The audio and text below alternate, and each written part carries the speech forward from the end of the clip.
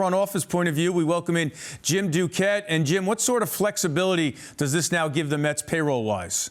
Well, I think when you look at it on the long term, I mean, they're saving almost $30 million, right, over the length of the contract. Brandon's contract was going to be up in 5 years, so I think freeing that up certainly helps. You're not necessarily worried as much with Steve Cohen as the owner about the dollars, but it does give you the flexibility when you're talking about the declining years. And Brandon is certainly started to look at his on base percentage. He was starting to decline a little bit over the last couple, even though he's over 350 on base percentage in his career as a Met. So, I think that you kind of keep that in mind. You saw maybe a little different step backwards on the defensive side as well. So I think all of those come into play when you're trying to make a deal like this.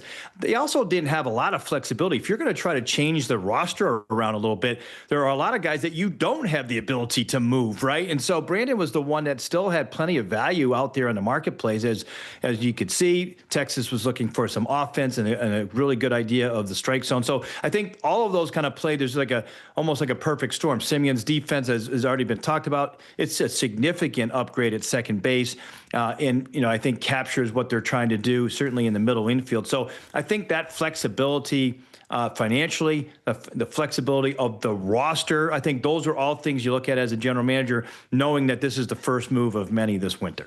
As we heard Andy say, this was not an easy move for the Mets to make. Certainly, it's not probably going to be a popular move because Brandon Nimmo is such a popular player here in New York. But to also trade someone who's producing offensively to get better defensively, how tough a move do you think that was for David Stearns to pull the trigger on? So I've heard him talk a lot about this run prevention, and it was definitely real. Like this past year, they were below average defensively in 4 positions on the field, so they had to get better here, and this really helps them at that position. Certainly helps them in the ability to do it in left field as well or right field. By the way, I'm just speculating, but they could move Juan Soto, who's played he's played over 400 games. They could move him to left field if they had a significant upgrade on the right field side. I'm not necessarily saying that's what's going to happen here, but that does give them some flexibility in that regard. But, I think with all of that, you have to be awfully careful when you're moving around these parts, bringing in guys who cannot handle New York. I mean, we've seen this time and time again. Right now, Semien's a guy who's been in the league a long time. He's a guy that has only been in the American League, though, so there will be a little bit of a transition there. He was dealing with some injuries from last year, too. So, it's not that easy to go from, even though you see a lot of interleague now going from the American League to the National League just historically. So there are some things there early on. It's quite the different personality. Semien's a little quieter than Brandon. Brandon was always accessible and a go-to guy.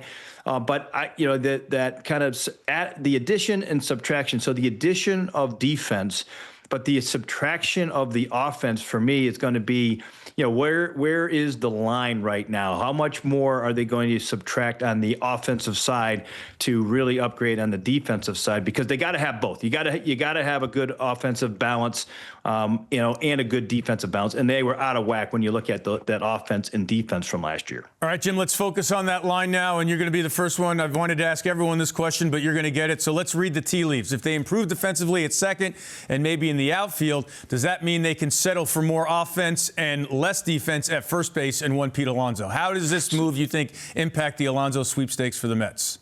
So I don't subscribe to the opinion that Pete was a big subtraction at first base. Defensively, if you look around the game, he was maybe below average when you look at some of the metrics. And there are some other ones where he's the way he was picking any throws that were in the dirt.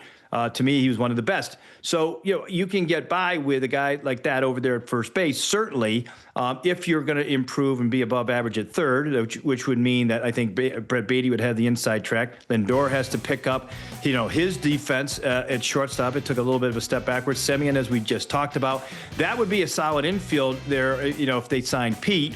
And then, the configuration in the outfield, you got to look at a plus defender in center field. Soto's going to have to get better, whether he's in right and left, and then the next outfielder. So I do think there's a spot for Pete for sure. Obviously you can rotate in that DH spot, but the guys that I think are more in jeopardy would be I think we're just talked about there, whether it was McNeil, it was Vientos, that group of players. You start to wonder, where the playing time is going to be next year, as you start to see some of of these moves by David Stearns. Yep, and we will continue to wait for them on the rest of this offseason. Jim Duquette, thanks for joining us here on SNY and our breaking news coverage of Brandon Nimmo being traded. And now it's going to get a little bit louder as we say salutations and welcome in Sal Licata.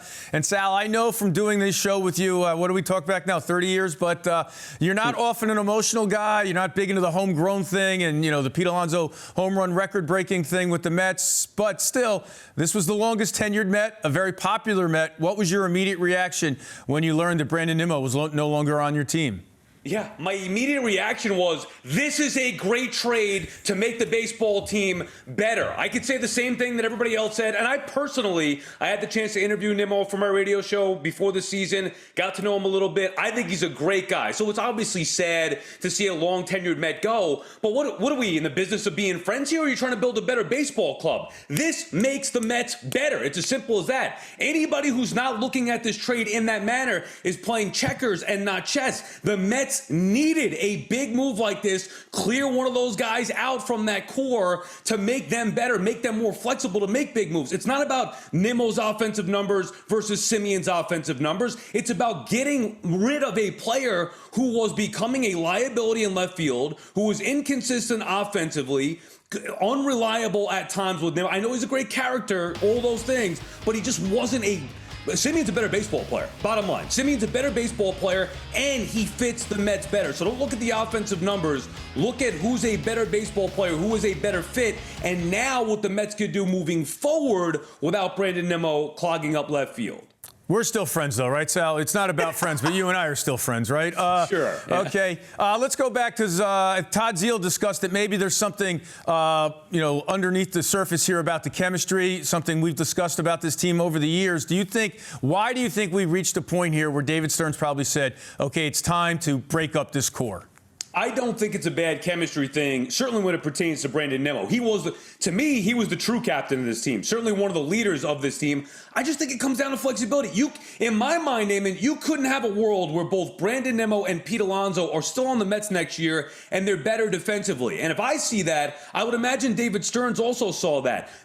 Which bat would you want to invest in, Nimmo or Alonso? Okay, clearly it's Pete Alonso, so if that's going to be the case and you want to have him play some DH, well, what does Nimmo project as? A left fielder who's not a good defensive player, who's going to need some time at DH, especially to stay healthy. So it's an obvious one to me that this also means it's more likely Pete Alonso comes back. I don't think this had anything to do. Now, I don't know. I'm not in that clubhouse. I know some things, but I don't know about that. I would think that when you trade Nimmo, a high character guy, that's not about a clubhouse thing. I think that's more of a baseball move on the field. And I'd love to see somebody tell me how this doesn't make the Mets better, opening things up. Obviously, many more moves to come, but they needed a big move like this to get their offseason started. All right, as you mentioned, many more moves to come. The other guys we've had on have kind of alluded to it. This would make one to think that they're also looking to move McNeil and Vientos because they don't have spots for them. How easy do you think it will be to move those two guys? Look, Eamon, we actually talked about this a week ago last Sunday, and you asked me, who do I think is more likely to be back next year, Nimmo or Alonso? And I said it was Alonso. And everybody would say, well, it's unlikely. He's got the no trade. He's making a lot of money.